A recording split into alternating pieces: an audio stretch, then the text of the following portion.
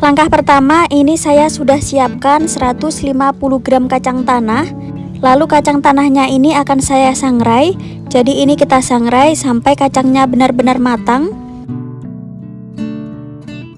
Setelah kacang tanahnya sudah matang, ini teksturnya menjadi lebih renyah. Selanjutnya ini untuk bagian kulit luarnya bisa kita buang terlebih dahulu. Bahan selanjutnya ini sudah saya siapkan 2 bungkus mie telur atau mie kuning. Jadi ini totalnya saya pakai sekitar 4 keping, jika ditimbang beratnya sekitar 200 gram. Kita didihkan secukupnya air, kemudian ini saya beri secukupnya pewarna makanan. Jadi untuk penggunaan pewarna makanan ini boleh di skip ya jika tidak suka.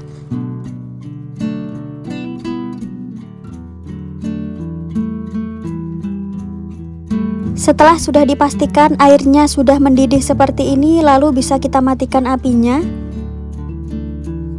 Lanjut untuk mie telurnya tadi, ini saya rendam menggunakan air yang sudah kita beri pewarna makanan tadi. Ini kita tunggu sampai pewarnanya meresap ke mie-nya, dan ini tidak perlu terlalu lama ya teman-teman, supaya tekstur mie-nya tidak terlalu lembek.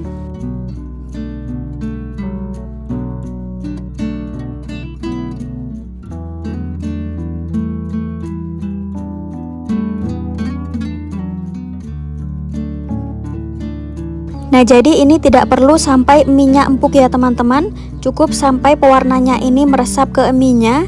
Lalu ini bisa kita tiriskan terlebih dahulu. Setelah sudah ditiriskan seperti ini, selanjutnya mie-nya ini sudah siap untuk kita goreng. Jika mau lebih mudah saat menggorengnya, mie-nya ini boleh ya dipotong-potong terlebih dahulu menggunakan gunting. Kita masukkan mie-nya ini ke dalam minyak yang sudah panas. Jadi ini kita masukkan setengah bagian terlebih dahulu ya. Kemudian ini bisa kita goreng menggunakan api sedang ya. Nah, ini bisa kita bolak-balik supaya mie-nya ini bisa matang sempurna. Kita goreng mie-nya ini sampai menjadi renyah dan juga kaku.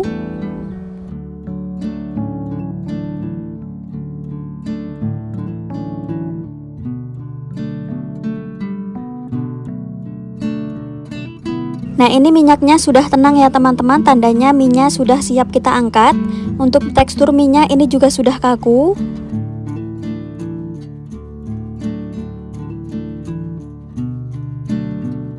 Untuk remahan-remahannya ini bisa kita saring menggunakan saringan seperti ini supaya lebih mudah. Lalu mie keringnya ini bisa kita tiriskan terlebih dahulu.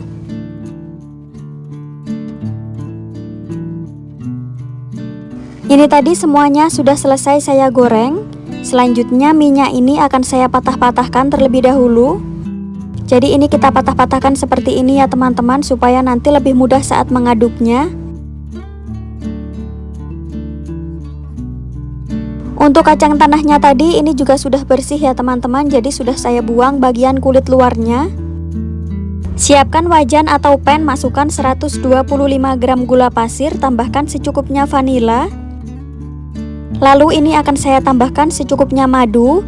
Jadi untuk penggunaan madu ini bisa di skip jika tidak suka. Ini saya pakai sekitar 4 sendok makan ya. Lanjut bisa kita masukkan 75 ml air. Untuk penggunaan air ini boleh juga diganti dengan susu cair ya. Ini kita masak sampai gulanya larut dan sedikit mengental. Nah, setelah mengental seperti ini bisa kita kecilkan apinya ya teman-teman. Ini terus kita aduk sampai agak menyusut. Setelah cairan gula sudah agak menyusut, bisa kita masukkan kacang tanahnya tadi. Kemudian ini bisa kita masukkan juga mie yang sudah kita patah-patahkan tadi. Ini kita menggunakan api yang paling kecil ya teman-teman, supaya tidak gosong, dan ini harus terus kita aduk.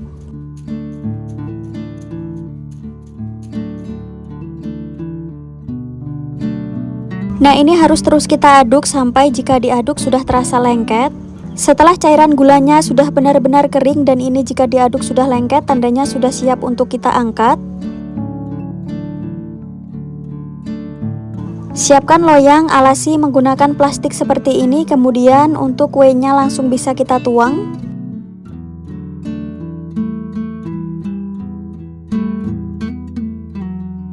Lalu selagi masih panas, ini harus segera kita rata-ratakan seperti ini.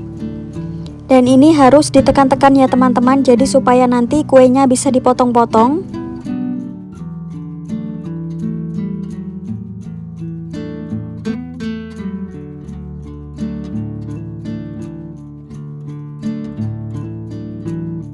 Nah, supaya bisa benar-benar padat, ini saya padatkan menggunakan penekan kue lapis legit. Harus dipastikan kuenya ini benar-benar padat ya, supaya nanti saat dipotong-potong tidak hancur.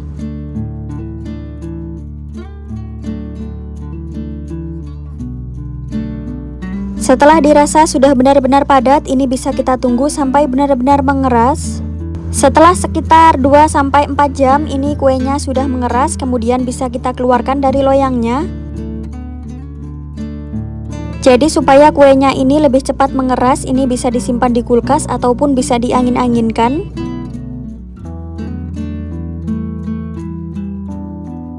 Selanjutnya kuenya ini bisa kita potong-potong. Jadi untuk memotong kuenya ini harus menggunakan pisau yang agak tajam ya, supaya kuenya tidak hancur. Kemudian ini bisa kita potong-potong lagi menjadi bagian yang lebih kecil.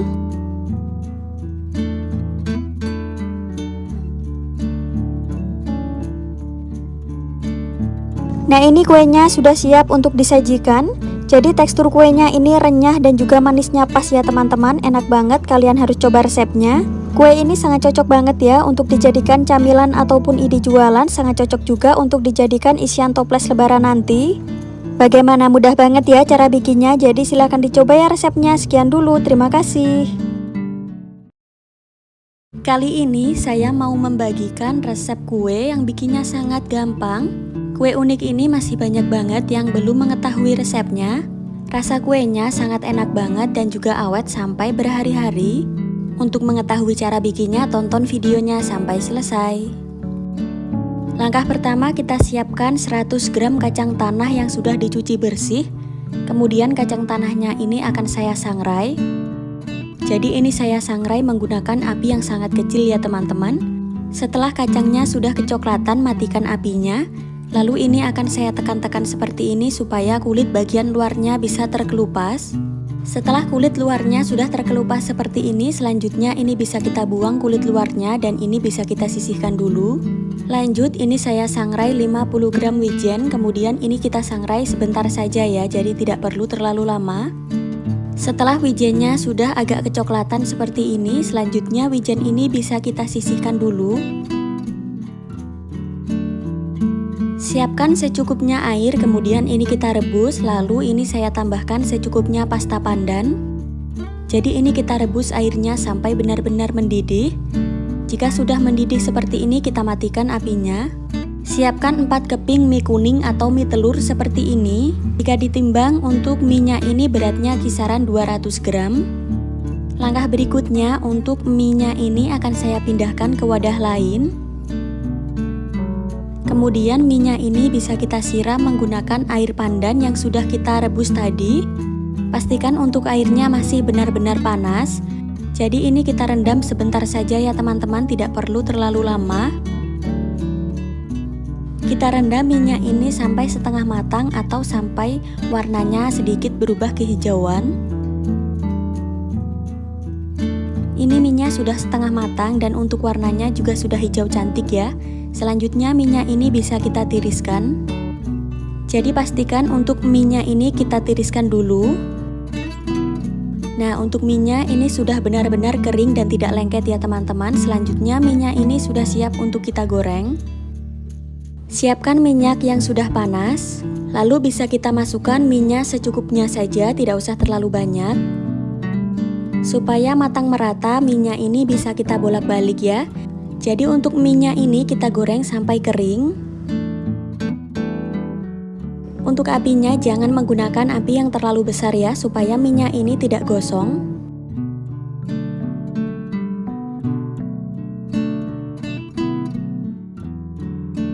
Pastikan ini sering kita bolak-balik ya teman-teman, supaya dipastikan benar-benar kering. Setelah minyak sudah benar-benar kering seperti ini, langsung bisa kita angkat.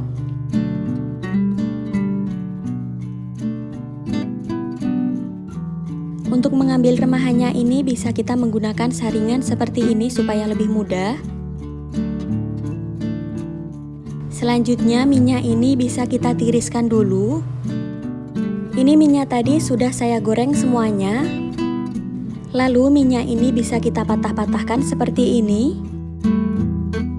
Ini kita patah-patahkan sampai menjadi agak kecil ya teman-teman, tapi pastikan tidak terlalu hancur.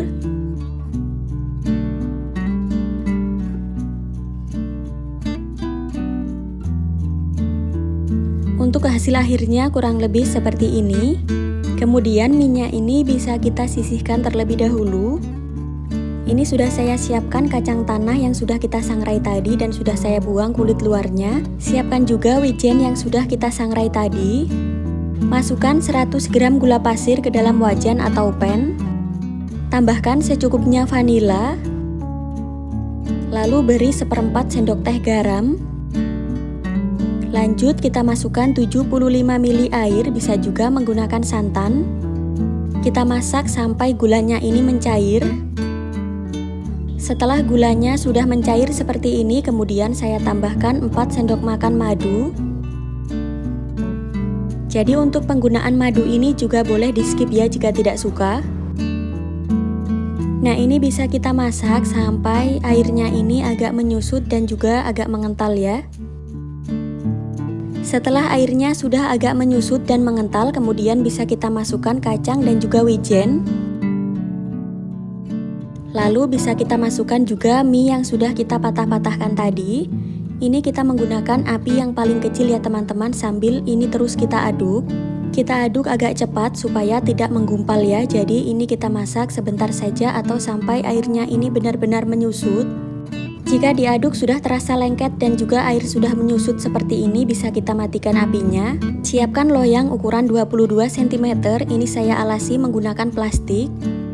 Lalu ini harus segera kita tuang ya teman-teman, karena jika terlalu didiamkan lama ini bisa menggumpal. Setelah itu ini bisa kita rata-ratakan menggunakan spatula seperti ini. Jadi ini ditekan-tekan seperti ini ya teman-teman, pastikan ini benar-benar padat.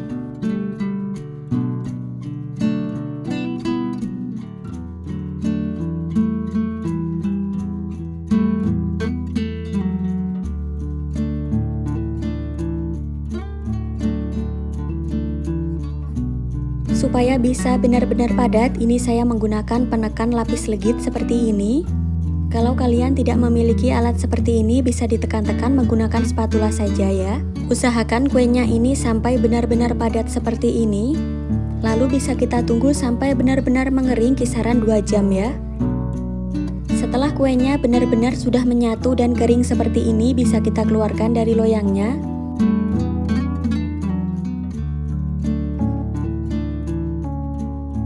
Jadi untuk tampilan kuenya kurang lebih seperti ini ya teman-teman, tampilannya sangat cantik banget. Supaya tidak hancur, usahakan untuk memotong kuenya ini menggunakan pisau yang benar-benar tajam. Untuk hasilnya kurang lebih seperti ini. Karena tekstur kuenya kering, jadi kue ini bisa awet sampai berhari-hari. Untuk rasanya sendiri ini dijamin enak banget, gurih, manisnya pas dan juga crispy.